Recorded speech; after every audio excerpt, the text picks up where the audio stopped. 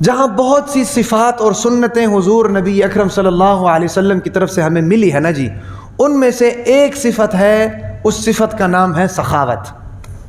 کیا نام ہے؟ سخاوت۔ یہ جو ساری باتیں میں نے کی ہیں نا جی، اصل موضوع میرا یہ ہے، اس کو سمجھانے کے لیے یہ ساری باتیں کی ہیں۔ سخاوت کی صفت کا ہونا یہ بہت بڑا عمل ہے، اور سخاوت کے مقابلے میں ہوتی ہے کنجوسی، بخیل، بخل۔ انسان جو ہے نا جی پیدائشی طور پر بخیل ہوتا ہے، انسان کی طبیعت کے اندر پیدائشی طور پر بخل ہوتا ہے، اور اپنی طبیعت کی خلاف ورزی کو ہی شریعت کہتے ہیں۔ شریعت کہتے ہیں طبیعت کے خلاف کام کرنے کو۔ اب دیکھا نا بچہ جو کرولنگ کر رہا ہوتا ہے، جو چیز اس کے ہاتھ میں آتی ہے وہ جناب منہ میں ڈال لیتا ہے۔ کوئی ٹافی لا کر دے دو وہ کسی کو بھی نہیں دے گا، ہے بھئی؟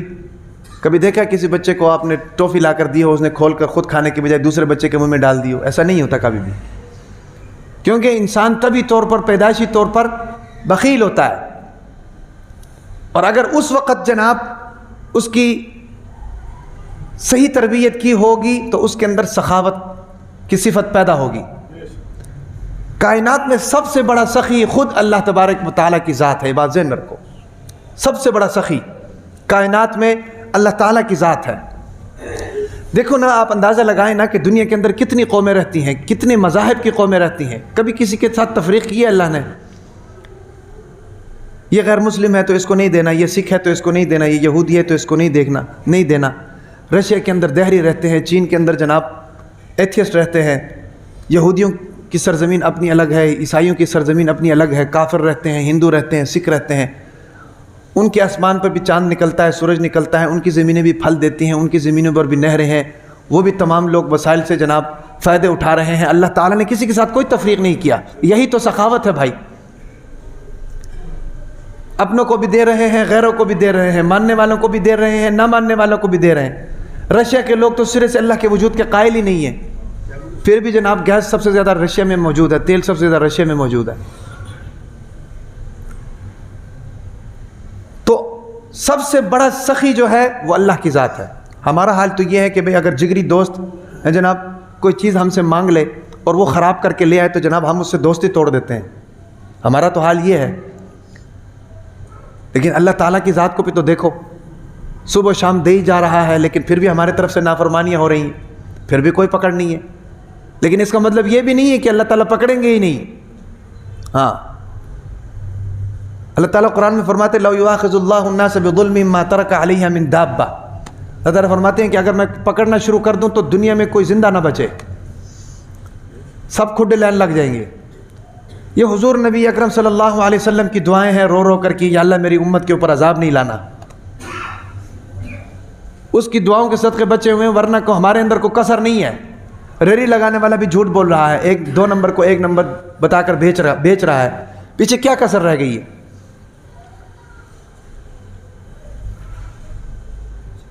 تو اللہ تعالیٰ بلا تفریق سب کو دے رہا ہے، کسی کا حصہ دوسرے کو نہیں دے رہا۔ چاہے اللہ کو کوئی مانے اس کو بھی دے رہا ہے، نہ مانے اس کو بھی دے رہا ہے۔ لیکن قیامت کے دن پوچھا ضرور جائے گا۔ ہاں، قیامت کے دن پوچھا ضرور جائے گا۔ یاد رکھیں دنیا امتحان گاہ ہے، دنیا امتحان گاہ ہے، اور دنیا ایک پچھلے جو میں نے بتایا تھا، دنیا ایک ایسا امتحان گاہ ہے کہ جس کے اندر سوال بھی اللہ نے بتا دیے، جواب بھی اللہ نے بتا دیے۔ کبھی ایسا ہوتا ہے؟ نہیں ہوتا۔ سوال آتے ہیں جواب کوئی بھی نہیں بتاتا، لیکن اللہ نے جواب بھی بتا دیا۔ اور بھائی اللہ نے جب جواب بھی بتا دیا، جواب بتانے کے بعد بھی اگر ہم عمل نہ کریں تو ہم سے بڑا بدقسمت اور کون ہو سکتا ہے بھائی؟ ایک بچہ کسی امتحان حال میں چلے جائے پیپر دینے کے لیے، سپرنٹینڈنٹ اس سے پوچھے ہاں بھائی بتاؤ بیٹا امتحان آتا ہے، پیپر آتا ہے؟ بچہ کہے کہ نہیں آتا۔ وہ اس کے ساتھ تھوڑا سا تعاون کرتا ہے بھائی، وہ کہتا ہے کہ بھائی میں اگر تمہیں بتا دوں، کتاب دے دوں، اس میں سے سوال نکال سکتے ہو؟ بچہ کہتا ہے کہ نہیں نکال سکتا۔ پھر وہ کہتا ہے کہ جی بھائی میں تمہیں بوٹی دیتا ہوں، بوٹی ہوتے ہیں نا، بوٹی نقل، پہلے تو بوٹیاں چلتی تھی، آج کل بوٹے چلتے ہیں۔ میں تمہیں بوٹی دیتا ہوں، اس میں سے پرچہ دیکھ کر حل کر سکتے ہو؟ کہتا ہے نہیں کر سکتا۔ اب بتاؤ پھر اس بچے سے زیادہ بدقسمت اور کون ہو سکتا ہے؟ جس کو پیپر بھی نہ آئے، کتاب بھی دے دو تب بھی حل نہ کر سکے، بوٹی بھی دے دو تب بھی حل نہ کر سکے، تو اس میں سپرنٹینڈنٹ کا کیا قصور ہے؟ اور بھائی اللہ تعالیٰ نے تو دنیا کے اندر نیکیوں کی سیل لگا دی ہے، عمریں کم ہے نیکیاں زیادہ ہے. سمجھ آ رہی کہ نہیں؟ عمریں کم ہے، پہلے لوگوں کی عمریں زیادہ ہوتی تھیں. صحابہ کرام نے پوچھا کہ اللہ کے نبی پہلے امتوں میں تو عمریں زیادہ ہوتی تھی، نیکیاں زیادہ ہوتی تھی، تو ہماری تو عمریں کم ہے، ہم کیا کریں؟ اللہ کے نبی نے فرمایا تمہاری عمر کم ہے، عمل ایک کرو گے نیکی زیادہ ملے گی. تو یہاں پر تو جناب قدم قدم پر نیکیوں کی سیل لگی ہوئی ہے. ہر چیز اویلیبل ہونے کے باوجود بھی اگر یہاں پر کوئی سیل لگ جائے نا جی، آج کل سردیاں ہیں، جیکٹس کی سیل لگ جائے، برانڈڈ جیکٹس بندہ لے آئے اور کہے کہ 100 روپے کی جناب جمعے کے لیے کوئی نہ آئے. صحیح باتیں بتا رہا ہوں، کیوں جی اقبال صاحب؟ جمعے کے لیے کوئی نہ آئے. نیکیوں کی سیل لگی ہوئی ہے پھر بھی کوئی نہیں لے رہا. اب بتاؤ اس سے بڑا بدقسمت اور کون ہو سکتا ہے؟ حدیث کے اندر آتا ہے، بخاری کی روایت ہے، اپنی طرف سے نہیں کر رہا ہوں، بخاری کی روایت ہے، حضور نبی اکرم صلی اللہ علیہ وسلم نے فرمایا کہ جب بندہ نیکی کا ارادہ کرتا ہے تو فوراً فرشتہ لکھ دیتا ہے. ابھی کیا نہیں ہے، ارادے پر تبلیغی کہتے ہیں نا جی بھی ارادے پر بھی نیکی، یہ خامخانی کہتے ہیں. بخاری کی حدیث ہے، وقت بھی زیادہ ہو گیا، تھوڑا سا مجھے ٹائم دے دیں. بخاری کی حدیث، حضور نبی اکرم صلی اللہ علیہ وسلم نے فرمایا کہ جو شخص نیکی کا ارادہ کرے اللہ تعالیٰ فوراً، فرشتے فوراً نیکی لکھ دیتے ہیں کہ بھئی نیکی ہو گئی. اس سے بڑا کوئی ریلیف ہو سکتا ہے؟ لیکن اگر وہ شخص برائی کا ارادہ کرے تو فرشتہ نہیں لکھتا ہے. حالانکہ انصاف کا تقاضا کیا ہے؟ اگر اس طرف نیکی لکھی جاتی ہے ابھی کیے نہیں تو اس طرف گناہ بھی تو لکھنا چاہیے. لیکن اللہ کہتا ہے نہیں بھائی ابھی نہ لکھو. اور پھر جناب وہ گناہ کا ارادہ کرے اور پھر گناہ سے رک جائے تو اس پر کیا انصاف کا تقاضا کیا ہونا چاہیے؟ کچھ بھی نہ لکھیں. لیکن اللہ کہتا ہے نیکی لکھو. صحابہ نے یہی سوال کیا، اللہ کے نبی گناہ کا ارادہ کیا، گناہ نہیں کیا تو کچھ بھی نہیں ہونا چاہیے، تو نیکی کیوں لکھی جا رہی؟ اللہ کے نبی نے پوچھا گناہ کرتا تو گناہ ہوتا؟ صحابہ نے کہا کہ ہوتا. تو جب ہوتا تو گناہ نہیں کیا تو نیکی تو ہونی چاہیے کہ نہیں؟ تو نیکی لکھی جاتی ہے. اور پھر اس طرف آؤ، نیکی کا ارادہ کیا، نیکی لکھی گئی، اور اگر نیکی کر لی تو قرآن میں آتا ہے کہ 10 سے لے کر 700 گنا تک اس کو ثواب لکھا جاتا ہے ایک نیکی پر. اور دوسری طرف انصاف کا تقاضا کیا ہونا چاہیے کہ پیرامیٹر برابر ہونا چاہیے. ایک گناہ کیا تو 10 سے لے کر 700 گنا تک لکھنا چاہیے، لیکن قرآن کہتا ہے من جاء بالسیئۃ فلا یجزی الا مثلھا، کہ جس نے برائی کی صرف ایک ہی برائی لکھی جائے گی. اور بھائی پرچہ بھی بتا دیا، سوال بھی بتا دیا، جواب بھی بتا دیا، بوٹی بھی تیار کر کے دے دی ہے بھی، سیل بھی لگا دیا، پھر بھی اگر ہم جہنم سے نہ بچے تو ہم سے بڑا بدقسمت اور کون ہوگا بھائی؟ اور پھر علماء بھی آگے، انبیاء بھی آگے، صلحاء بھی آگے، سمجھانے والے بھی ہیں، مدارس بھی ہیں، مساجد بھی ہیں، مولوی چیخ چیخ کر تمہیں بتا بھی رہے ہیں، قیامت کے دن نبی کی شفاعت بھی ہے، سفارش بھی ہے بھئی. اگر اولاد کو قرآن حافظ بنا دیا تو 10 بندوں کی سفارش بھی ہے. ہر طرف تو اللہ نے سیل لگائی ہوئی ہے. اور پھر رمضان المبارک کا مہینہ بھی آ جائے گا 2-3 مہینے بعد. اس کے باوجود بھی اگر جناب ہم جہنم میں جانے سے نہیں بچتے ہیں اور جنت میں جانے والے نہیں بنتے ہیں تو پھر تو بدقسمتی تو یہ ہماری ہوئی نا جی، بدقسمتی تو یہ ہماری ہوئی. تو میں یہ بتا رہا تھا کہ بھائی بات کہاں سے چل رہی تھی؟ سخاوت سے بات چل رہی تھی. یہ ایسی صفت ہے جو اللہ تعالیٰ نے، سب سے بڑے سخی جو ہیں وہ اللہ تعالیٰ کی ذات ہے. تو سخاوت کرنی چاہیے. نبی کی سنتوں میں سے ایک سنت یہ ہے، سمجھ آ رہی کہ نہیں، کہ جسم جو ہے نا جی یہ رنٹ اے باڈی ہے. جس طرح رنٹ اے کار ہوتی ہے نا جی، جب آپ کار لینے جاتے ہیں تو رنٹ والے جو ہیں وہ جناب اس کی پکچرز لیتے ہیں، پکچرز لے کر آپ کے موبائل میں بھی ڈالتے ہیں، اپنے موبائل میں بھی ڈالتے ہیں، اور کہتے ہیں کہ بھئی یہ کار واپس ہمیں اسی طرح ملنی چاہیے. یہ باڈی ہماری رنٹ اے باڈی ہے، یہ ہماری اپنی نہیں ہے. یہ جس طرح اللہ نے دی ہے نا، قیامت کے دن اسی طریقے سے اللہ نے وصول کرنا ہے. آنکھ نے بے حیائی تو نہیں کی، زبان نے غلط بیانی تو نہیں کی، کان نے غلط تو نہیں سنا، دماغ نے غلط تو نہیں سوچا، دل کے اندر غلط خواہشات تو نہیں آئیں، پاؤں غلط چیزوں کی طرف تو نہیں گئے، ہاتھ نے غلط کام تو نہیں کیے. یہ ساری چیزیں قیامت کے دن جناب وصول کی جائیں گی اسی طریقے سے جس طرح اللہ نے دی ہیں.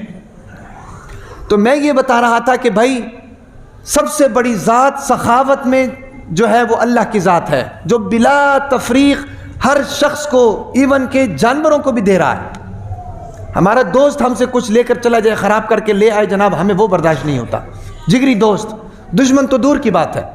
تو سخاوت والی صفت اپنے اندر پیدا کریں، سخاوت والی صفت۔ اور میں پھر آپ کو بات بتاؤں، والدین اگر سخی ہوں گے نا، اولاد سخی ہوگی، کیونکہ اولاد تو والدین کو دیکھتے ہیں۔ والدین نیک ہوں گے، اولاد نیک، والدین نمازی، اولاد نمازی، والدین اخلاقی، اولاد اخلاقی، والدین بدماش، اولاد بدماش، والدین سخی، اولاد سخی ہوگی۔ دنیا کے اندر ایک سخی گزرا ہے جس کا نام ہے حاتم طائی۔ حاتم طائی سے کسی نے پوچھا کہ بھئی آپ نے سخاوت کا کوئی عجیب واقعہ دیکھا ہو؟ اس نے کہا ایک دفعہ دیکھا ہے۔ انہوں نے کہا کہ ہم سفر پر جا رہے تھے، سفر پر جاتے ہوئے ایک جگہ پر جناب بارش ہو گئی، ہم نے جناب اپنا خیمہ لگایا، ساتھ میں ایک اور خیمہ لگا ہوا تھا، کسی کا گھر تھا، ہم بیٹھے ہوئے تھے، اتنے میں جناب عورت نکلی، پوچھا کہ بھئی کیا کرنے آئے ہو؟ تو ہم نے کہا کہ جی بھی ہم مسافر ہیں، ہمیں کھانے کے لیے کچھ دو۔ تو کہتا ہے کہ اس عورت نے ہمیں گالیاں دینی شروع کر دی، اس عورت نے ہمیں گالیاں دینی شروع کر دی۔ کہتا ہے کہ ہم چپ ہو کر بیٹھ گئے، اتنے میں جناب اس عورت کا شوہر آیا، شوہر آ کے پوچھا کہ بھئی کس لیے آئے ہو، کیا مسئلہ ہے؟ انہوں نے کہا کہ جی بھی ہم مسافر ہیں۔ حاتم طائی خود سخی تھے، کہا کہ ہم مسافر ہیں، کچھ کھانا چاہیے۔ اس شوہر نے کہا کہ بھی کھانا چاہیے تو میں کس لیے ہوں؟ جناب فوراً بکری کو پکڑا، بکری کو پکڑ کے جناب اس کو حلال کیا، حلال کر کے گوشت فرائی کیا اور فرائی کر کے ان کو کھلایا۔ بیوی نے برا بھلا کہنا شروع کر دیا، میری ایک ہی بکری تھی، اس کو بھی تم نے ذبح کر دیا۔ جناب یہ ماجرا ہوا، ماجرا ہو کر وہ لوگ پھر آگے چلے گئے، آگے کہیں پر گئے تو پھر بارش شروع ہو گئی۔ پھر جناب انہوں نے خیمہ لگایا، خیمہ لگا کے بیٹھے تھے، ساتھ ایک اور خیمہ لگا ہوا تھا، وہاں سے ایک مرد نکلا، پوچھا کیا کرنے آئے ہو؟ کہنے لگے جی بھی ہم یہ مسافر ہے، یہ مسئلہ ہے، کھانا چاہیے۔ کہتا ہے کہ اس مرد نے گالی نکالنی شروع کر دی، جو اس کی زبان میں آیا سب کچھ کہنا شروع کر دیا۔ تو جناب کہتے ہیں کہ ہم لوگ سنتے رہے، جب وہ مرد چلا گیا تو اتنے میں اس کی ایک خاتون تھی، بیوی تھی، وہ آئی، پوچھا کہ کیا مسئلہ ہے؟ ہم نے ساری بات بتائی۔ انہوں نے کہا کہ آپ کو پریشان ہونے کی ضرورت نہیں ہے، فوراً بکری کو پکڑا، بکری کو پکڑ کے حلال کیا، حلال کر کے گوشت فرائی کیا، فرائی کر کے ہمارے دسترخوان پہ رکھ دیا، ہم نے جناب پیٹ بھر کر کھا لیا۔ اب یہ معاملے کی سمجھ نہیں آئی کہ دونوں جگہ پر ہمارے ساتھ ایک ہی رویہ ہوا، لیکن وہاں پر عورت کا رویہ صحیح نہیں تھا، یہاں پر مرد کا رویہ صحیح نہیں۔ انہوں نے پوچھا کہ بھئی یہ مسئلہ کیا ہے؟ تو جب پوچھا تو انہوں نے کہا کہ جو پیچھے جو خاتون ہے وہ اس کی بہن ہے، پیچھے جو مرد ہے وہ میرا بھائی ہے۔ اب یہ ساری واقعے سے ہمیں پتہ کیا چلتا ہے؟ پتہ یہی چلتا ہے کہ بھئی ماں باپ سخی ہوں گے تو اولاد کے اندر یہ چیزیں آئے گی۔ ماں باپ اگر کنجوس ہوں گے، اور پھر کنجوسے سے آپ کو پتہ ہے کہ اللہ کے نبی نے پناہ چاہیے، اللہم انی اعوذ بک من الجبن والبخل والکسل، 3 چیزیں، اور یہ دعا پڑھا کرو، اللہم انی اعوذ بک من الجبن والبخل والکسل، یا اللہ میں آپ کی پناہ لیتا ہوں بزدلی سے، ایک چیز بزدلی سے، دوسرا والبخل کنجوسی سے، اور تیسرا والکسل سستی سے۔ اور یہ تینوں لعنتیں جو ہیں ہمارے معاشرے کے اندر ہیں۔ تو میرے کہنے کا مطلب یہ وقت بھی پورا ہو گیا، یہ جو ساری بات میں نے کی ہے نا جی، 45 منٹ کی بات جو ہوئی ہے، اس بات کا لب لباب اور خلاصہ یہ ہے کہ بھائی کسی بھی ذات کی ویلیو اور قیمت جو ہے اس ذات کی وجہ سے نہیں ہوتی، اس ذات کے اندر ہونے والے صفات کی وجہ سے ہوتی ہے۔ جس ذات کے اندر جتنے صفات ہوں گے اس کی ویلیو اتنی زیادہ ہوگی، جس ذات کے اندر صفات نہیں ہوں گے اس کے اس ذات کی ویلیو جو ہے نا جی وہ ڈی ویلیو ہوگی۔ تو ہمیں چاہیے کہ ہم حضور نبی اکرم صلی اللہ علیہ وسلم کے وجود سے نکلنے والے ان صفات کو ہم حاصل کریں، تاکہ دنیا اور آخرت کے اندر ہم کامیاب بھی ہو جائیں، اور جناب اللہ تبارک و تعالی میں اللہ تعالیٰ ہمیں بلا حساب و کتاب جنت میں بھی داخل فرمائے۔ اللہ تعالیٰ سے دعا تمام باتوں پر عمل کرنے کی توفیق عطا فرمائے۔